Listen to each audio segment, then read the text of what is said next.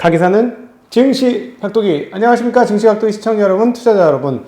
4월의 두 번째 화요일 멋지게 시작합니다. 4월 6일 두 번째 화요일은 아니네요. 네, 4월 6일 화요일을 시작합니다. 여러분 모두 건강한 하루 되시기를 빌고요. 행복한 하루 되시기를 빌겠습니다. 그리고 투자도 잘 풀리기를 간절한 마음으로 바랍니다. 대체적으로는 무난한 그런 시장이 될 것으로 예상하고, 오늘 미국 시장은 제가 오늘 짧게 브리핑 해드리도록 하겠습니다. 이미 우리 아침 미국 마감 시황을 통해서 계속해서 들으셨던 분들은 딱 보자마자 이제 감이 오는 그런 시장이 될 것이라고 판단됩니다. 뭐 그다지 어렵지 않게 현재 상황들을 이해하실 거라고 생각이 되어지고요. 무난합니다. 무난해서 이 부분이 한국에 어느 정도 반영되느냐인데, 오늘은 어제보다 지수상으로는 상당히 많이 반영될 가능성이 있어 보입니다. 왜냐하면 일단 첫 번째, 기술주들이 상당히 좋았어요. 그러면 한국도 사실은 기술주들이 많이 포진되어 있기 때문에 지수와 연관계수가 높은 건 기술주들이죠. 저는 뭐 철강이라든가 이런 쪽, 화학이라든가 이런 쪽에서 시세가 좀 났는데, 그럼에도 불구하고 지수는 영향이 없었잖아요. 왜냐면 기술주들이 많이 못 갔기 때문에요. 지수 상단을 차지하고 있는 그 기업들이 움직이지 못했기 때문인데, 오늘 뭐 기술주들이 필라델피아 반도체 지수가 2.01% 올랐고요. 그 다음에 빅테크 5들이 모두 크게 올랐습니다. 애플 2.3, 아마존 2.08, 마이크로소프트 2.77, 알파벳은 무려 4.19, 페이스북도 무려 3.43%나 오르면서 빅테크들이 많이 올랐기 때문에 한국 시장도 무난할 것으로 보여지고요. 특이한 점은 달러가 상당히 큰 폭으로 약세로 내렸다는 것입니다. 약 0.4% 정도 내렸고, 그 부분은 그대로 한국 원화에 반영이 되면서 한국 원화는 상당히 강한 흐름들을 보여주었습니다. 중국 위안보다도 한국 원은 더 강한 모습을 보여주면서 1125원까지 그 환율이 내려오고 강세를 보여주었고요.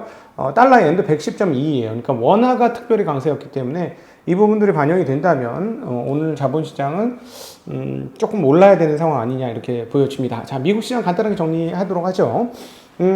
첫 번째, 금리 수준이 1.7%였는데 맷집이 강해졌을 거라고 예상했죠. 이제 금리가 올라오는 거에 대해 맷집이 강해졌고, 한 1.8 찍으면 약간 지랄이지, 뭐 그 정도 생각이 되어지는데 1.7에서 살짝 밀렸어요. 그러다 보니까 이 부분은 없었다는 듯이 시장이 마감을 해버렸습니다. 놀랍죠? 시장의 맷집이 그만큼 커졌다라는 거예요. 이게 계속 말씀드리지만 경기 상승에 의한 금리 상승은 주식시장의 악재가 아니라는 거예요. 근데 그거를 너무 급하게 올라버리니까 악재로 반영을 했었던 거죠, 그동안에. 근데 오늘 결과치로 보시면 금리가 1.7인데도 불구하고 시장은 사상 최고치를 찍었어요.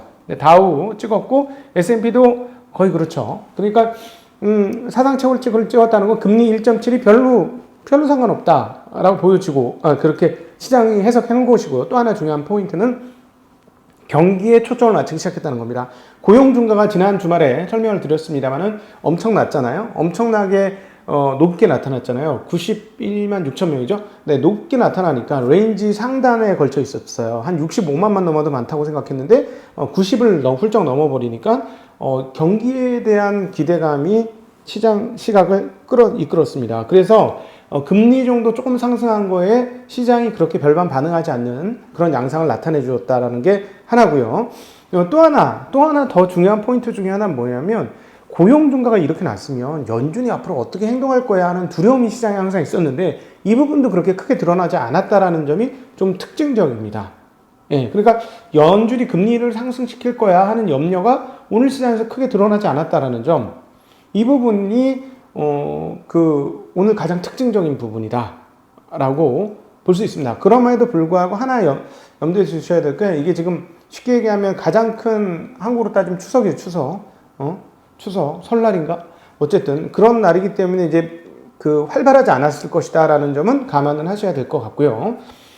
어쨌든 시장이 상승으로 방향성을 가지고 가고 경기에 대해서 나는 동행하겠다라고 거의 마음의 결정을 했고 들어가는 상황이라서, 금리가 아주 쇼크적인 수준으로 단기에 급등하지 않는 한 무시하면서 갈 것이다. 금리가 완만하게 가는 한 그렇게 갈 것이다 라고 보여주고, 사실 오늘 눈에 가장 띄는 부분들은 뭐냐면, 달러가 상당히 큰 폭으로 약세를 보여줬다는 게 가장 눈에 띕니다. 왜 그랬을까? 사실 잘 모르겠어요. 그래서 찾아보니 미국의 감염 환자 숫자가 지금 증폭이 되어지고 있습니다. 어느 정도 수준이냐면 하루 평균 신규 확진자 수가 6만 3천 명으로 또 엄청난 숫자를 찍고 있어요. 뭐 이런 정도. 근데 이거는 다른 나라도 마찬가지니까. 근데 워낙에 백신과 그 이후에 기대감을 했다가 이런 것들이 있어서 조금 영향을 미쳤을 수는 있죠. 그러나 더 크게 영향을 미쳤을 거라고 느껴지는 거는 지금 현재 상황이 뭐냐면 그 달러 숏 포지션이 근래 들어서 가장 적다라는 게 가장 눈에 띄는 대목입니다. 그러니까 그동안에 이번에 달러가 급반등하는 이 시점 바로 직전에 달러 매도 포지션, 숏 포지션이 엄청나게 많았거든요. 근데 그것이 확 줄었어요. 그러니까 달러 숏 포지션이 줄어들면서 가격이 올랐던 것이 큰데 이것도 작년 6월 이후 숏 포지션이 최저치까지 나왔으니까 너무 급하게 올랐죠.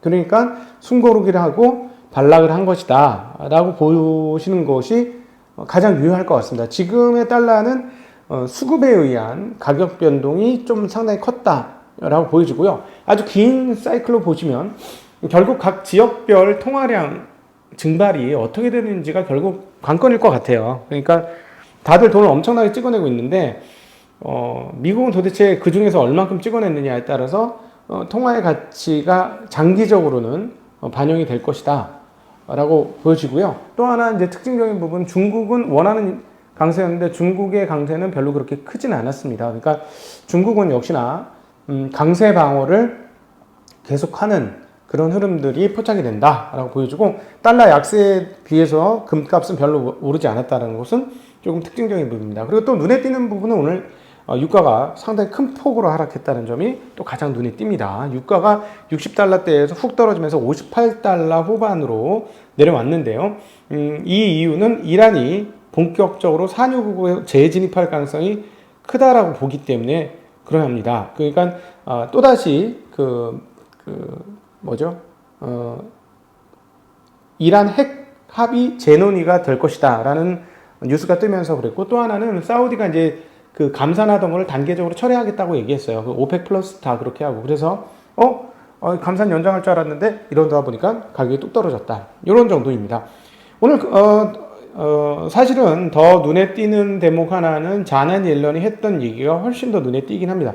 이런 내용들은 지금까지 얘기 드렸던 건 다 평탄하잖아요. 달러 가격이 갑자기 훅 떨어졌고, 그 다음에 유가 떨어진 거 외에는 우리가 이미 다 알고 있었던 내용 안에서 시장이 돌아왔으니까. 그런데 자넷 옐런이 얘기한 게 있습니다. 시카고 국제문제협의회에서 연설을 했는데요. 각국의 법인세율의 하한선을 설정하기 위해 주요 20개국과 협력하고 있다라고 밝혔습니다. 이게 무슨 말일까요? 지금 21에서 28%로 법인세 올리려고 하잖아요. 올리려고 하는데 그럼 어떻게 돼? 이거 법인세 너무 높아서 나는 부담돼서 안 되겠어. 난 튀어야 되겠어. 오랐는데 많은데 뭐 세금 싸게 해준다. 나 그쪽으로 갈래. 하면 어떻게 돼요? 이게 효율이 떨어지는 거지. 그 증세를 하는 게. 그러니까 아예 갈만한 20개국을 모아놓고, 야, 니네 법인세 낮춰 좀 알지? 안 돼. 딱 이렇게 큰형이 이렇게 얘기하니까 꼼짝마 아닙니까? 네, 어쨌든 이런 분위기를 만들어냈다는 게 사실은 굉장히 눈에 띄고, 오히려 꼼짝달싹 못해서 오히려 안 좋을 것 같았던 빅테크들은 쭉 올랐어요. 그러니까 빅테크들의 상황들은 뭐냐면 이제 28%를 일부 상당히 녹인 것 같아. 근데 28%면 EPS가 상당히 주는데 7%가 증액이 되는 거니까, 쉽게 얘기하면 EPS가 7% 정도 준다고 봐도 되나?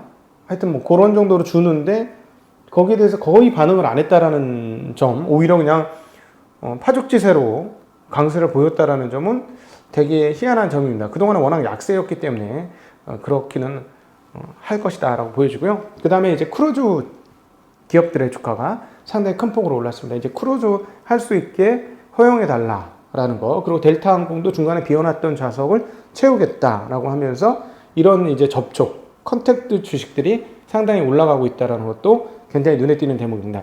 자, 한국은 그동안에 그 실적이 좋아지고 있는 경기 민감주들이 있고요. 그동안에 상대적으로 약세를 보였던 기술주들이 미국 강세 반전에 어떻게 반응할 것인가가 오늘 중요해 보이는 그런 흐름입니다. 3월 ISM 비제조업 구매자 지수, 그러니까 서비스업이죠. 비제조업이니까 63.7 나왔습니다. 50이 그 기준값이에요. 50 이상이면 강세, 50 미만이면 약세인데 63.7 나왔어요. 이전에 55.3이었고요. 예상 59였기 때문에 이 상황이 어떤지, 현재 미국 상황이 어떤지 다시 한번 보여주는 거고요. IHS 마켓의 3월 구매 관리자 지수가 최종적 60.4가 나왔습니다. 굉장히 높게 나오고 있다라는 거. 그래서 미국 경기가 정말 GDP 6% 이상 찍겠구나라는 거 보여주는 상황이고요. 그러니까 이 경기에 시장이 더 눈을 줬다라는 거죠.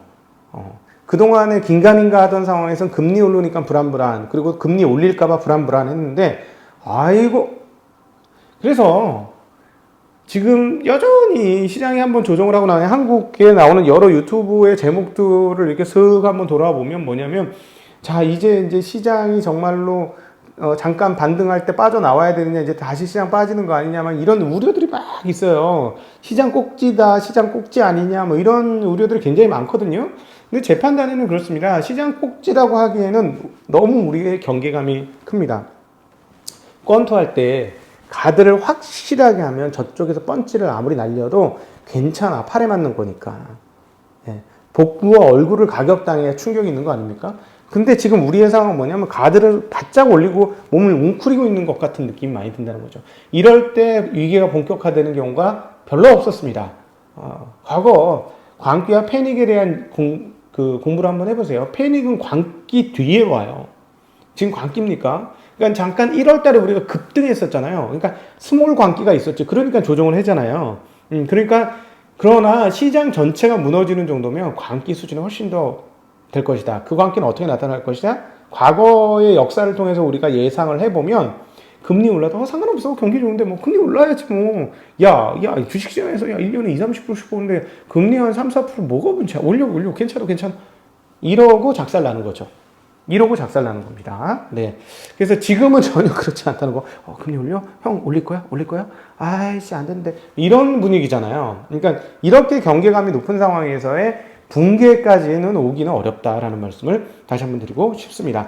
재미난 기업 뉴스, 미국 수소 전기 트럭 니콜라 창업자가 지분을 추가로 매각했습니다. 참 옛날에 그랬다잖아요. 바이오에서 3상 실패한 거 2상까지 성공한 거 가지고 와가지고 이제 우리 3상, 임상 시작합니다 해서 주가를 띄워가지고 가지고 있는 지분의 일부만 팔면 들인 돈 플러스 곱하기 몇 배가 리턴이 돼가지고 그렇게 리턴 시키고 나서 그걸로 하고 나머지 지분은 이제 몰락해도 상관없다. 뭐 이런 스토리가 있었어요. 바이오 관련해서 한국에서 니콜라를 보니까 그런 게 많이 생각이 납니다. 네. 어쨌든 대주주가 주식을 파는 것은 결코 좋은 뉴스는 아니다라는 점도 다시 한번 확인되는 대목입니다. 주가 계속해서 빠지고 있습니다. 자, 이상으로 오늘은 뭐 특별한 내용이 없기 때문에 간단하게 미국 시장 정리하고요. 오늘 오후에도 즐겁게 여러분 얼굴 뵙도록 하고요. 오늘은 시장이 올라서 저는 아마 아각하기는 좀 힘들 것 같습니다. 그냥 시장 정도 수준만 수익을 내준다면 감사할 하루가 아닐까 싶습니다. 오늘 하루 행복하게 보내시고 오후에 또 여러분 만나 뵙도록 하겠습니다. 인사드립니다. 안녕.